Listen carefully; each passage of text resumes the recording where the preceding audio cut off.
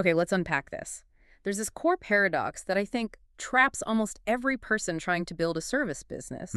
They believe they need a massive volume of small clients to earn more money, to, achieve scale. It's the sheer volume trap. Our sources today really lay out this uncomfortable truth, which is that hitting, say, $100,000 in revenue by managing 20 small clients, it's just exponentially harder. Right. Way more draining and definitely more stressful than achieving the exact same goal with just 2 large strategic partners. That mathematical shift is so powerful. Welcome to the deep dive. Today, this is really for you if you're the person feeling that burnout, or you're stuck in those constant price negotiations, or maybe you just feel underpaid for work that you know is excellent. We're diving into a strategic reset for 2026. Our whole mission here is to break down what the sources call the painkiller framework. This is about rewriting your marketing code, really. Stopping the endless fishing in the wrong pond. Exactly. Yeah. The wrong pond of bargain hunters. And instead, adopting this hyper-specific focus that just magnetizes high-value clients who actually respect your expertise. So let's start right there with that trap, the broke client trap, as it's called. The pattern is so common. It's genuinely painful to see. A founder or a creative, they build something really solid. They have great skills, a strong portfolio. Yeah. But then they market that solid skill set to the absolute cheapest, broadest audience they can find. And then they're surprised when every single conversation just immediately turns into a fight over price, a demand for justification. The material is so clear on this. It's not about your skills. It's probably not even your pricing structure. Yeah. The uncomfortable truth is you're just marketing to the wrong room. You're spending all this energy trying to convince skeptics and people who just have no budget. It's exhausting and, completely unsustainable. Exactly. So the core mindset shift is this. You are not marketing wrong. You are marketing to the wrong people. And look, there's a data point here from a 2021 Demand Gen report. It found that 61% of marketers, they just throw away a quarter of their budget. A quarter. Just by aiming at the wrong target. I mean, that's not just inefficient, that's an active financial and emotional drain on the business. Wow. That's a huge cost. Which brings us right to that uncomfortable truth. You attract what you position yourself for. If you lead with affordable, you're going to attract people with no budget. Right. And if you lead with fast, you attract people who don't respect your process. Yeah. I mean, the cybersecurity agency example really drove this home for me. Okay. When they were marketing broadly to, any SME, any small business, they just got discount hunters, low margin work. Yeah. But when they stopped trying to serve absolutely everyone and really narrowed their focus, they pivoted hyper-specifically to incident readiness for UK accounting firms with 20 to 150 staff. That specificity, boom, immediately doubled their win rates and it cut their sales calls in half. It's a filter. It just removes all the noise. The difference is massive. The sources list 4 key self-sabotaging patterns here. The first is marketing features, like I build beautiful websites, instead of the outcome, which is I build high-converting websites. And the third one is always the most painful. Competing on price. I mean, sure, you might win today, but someone is always going to be cheaper tomorrow. You become a commodity. And the other 2 are related. Trying to be everyone's solution, which just signals you're average, and then not qualifying your leads. You're just setting yourself up for scope creep right from the start. So if we have to avoid leading with features and cost, what's the one principle we should embrace to compete? You compete solely on value and on quantifiable, demonstrable results. All right, let's move to the cornerstone of this whole thing, defining the painkiller. If you want to find high-paying clients in 2026, you have to niche down so specifically that it probably feels uncomfortable. It needs to feel uncomfortable because generic marketing, that sort of vanilla pudding approach, is just instantly forgettable. But specificity, it clarifies your message so much that your ideal client feels like you're reading your mind. Yeah. And when that happens, the entire dynamic of the sales process just shifts completely. We have to get this distinction right. The vitamin versus the painkiller. So the professional who's just starting out, they're usually selling a vitamin. Vague help, like I help businesses with their branding. It's nice to have, but it's not urgent. But the expert sells the painkiller. And that messaging is hyper-specific and it is urgent. So instead of just branding help, it sounds like, I help B2B SaaS companies with $5 million in revenue who are losing market share and need an immediate brand refresh to justify their premium pricing. If you're that specific CEO who's losing market share, you feel this this visceral connection. You think, this person gets my crisis. They understand what's keeping me up at night. And the guide gives us this 6-item checklist to really define that avatar. Exactly. So you start with the basics. First, the specific industry, fintech, healthcare tech, whatever it is. Then the revenue range, which immediately sets the scope and, make sure you're talking to someone who can actually afford you. Okay, and the next 3 are where it gets really interesting. The 2.00 a.m. problem. What's the immediate stress that drives them to buy right now? It's not, I need a better website. No. It's, if this server migration fails tonight, we are facing $2 million in compliance fines. That's the pain. Right, and you have to know what failed before. This shows empathy, and it lets you position your solution as something different, not just another vendor who's going to fail them again. 5th is the desired transformation. You sell the outcome, right? The relief, the growth, not the hours. And finally, you have to know their objections up front. Is it price? Is it time? Is it trust? You address those in your public content so you don't have to fight them on a sales call. If we successfully define this whole profile, what's the biggest change we're going to see in those first client conversations?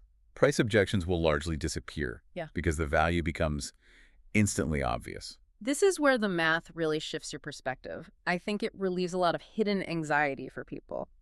Let's talk about this money math trap where low pricing puts you on a hamster wheel. Right. So if you charge, say, $5,000 a project, which is pretty common, you need 20 clients to get to $100,000 in revenue. That is 20 separate sales cycles.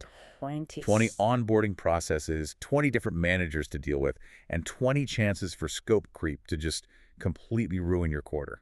It's just sheer exhaustion. And you're spending more time on logistics and managing personalities than you are doing the deep work you're actually good at. Now, contrast that with the high-value math. If you charge $50,000 a project, you only need 2 clients for the same $100,000 goal. 2 strategic partners. Yeah. I mean, that allows for so much less context switching, much deeper work, and vastly superior results for everyone. But here's the kicker, and this is what the source really stresses. It sounds counterintuitive. Go on.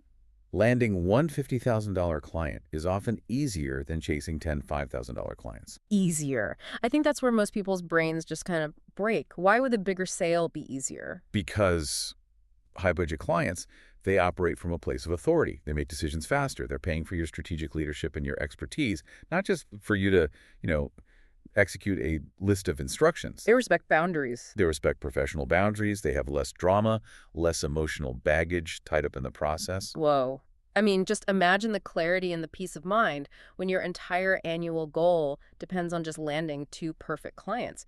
That scale of freedom, that's the real game changer, isn't it? It is. But we resist this. We resist the math. The sources talk about this internal struggle, right? The imposter syndrome, the fear. We stay stuck in that $5,000 trap because that little voice in our head is asking, am I really worth $50K? That fear is so real. I still wrestle with that self-doubt myself when setting high prices. Even after seeing the math laid out like this, you still hit that mental block. And that's what keeps talented people paralyzed. So besides the obvious financial benefit, what is the single biggest operational benefit of working with a higher budget client? They have less drama, and they respect your structured time and your professional process. Okay, let's shift focus to magnetic positioning. The sources use this great analogy, the Lighthouse strategy. This is where we stop chasing clients and we start actively qualifying them. Magnetic positioning. I love that term. It just means your content pre-sells your expertise so well that you become the lighthouser. They sail toward you through all that fog of generic marketing. Inbound just beats outbound every time.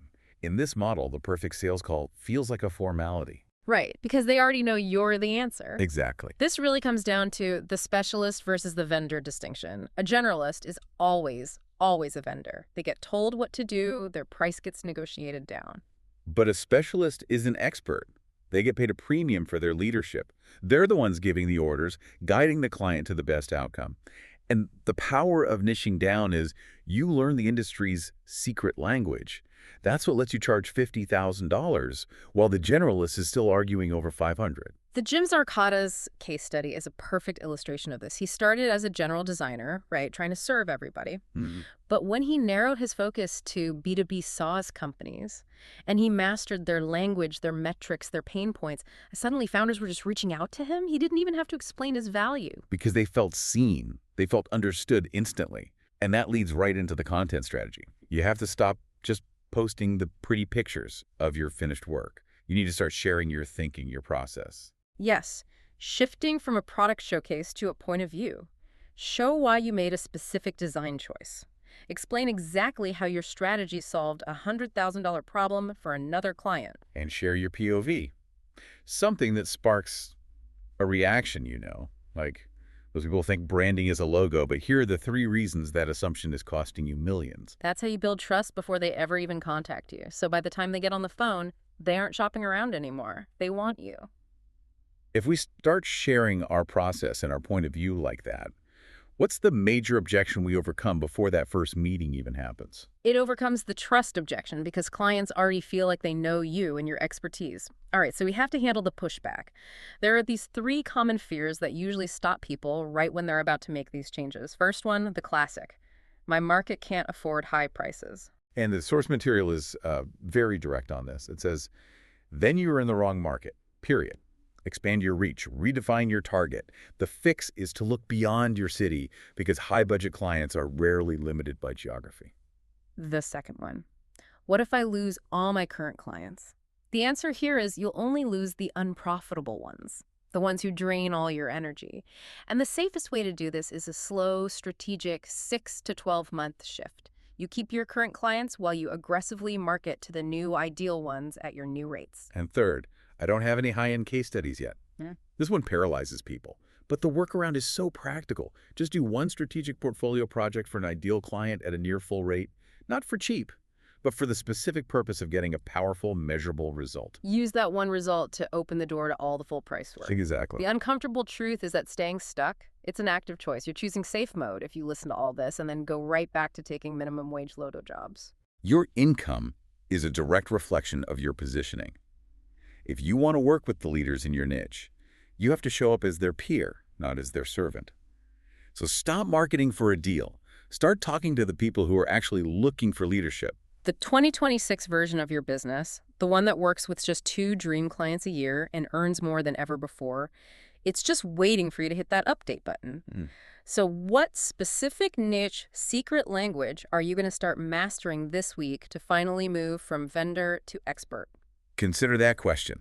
This kind of transformation, it demands action and a real belief in the value you deliver. Thank you for joining us as we embrace an uncomfortable truth about high-value positioning today. We hope this deep dive helps you move confidently toward your ideal client. Well, we'll see you next time. Goodbye for now.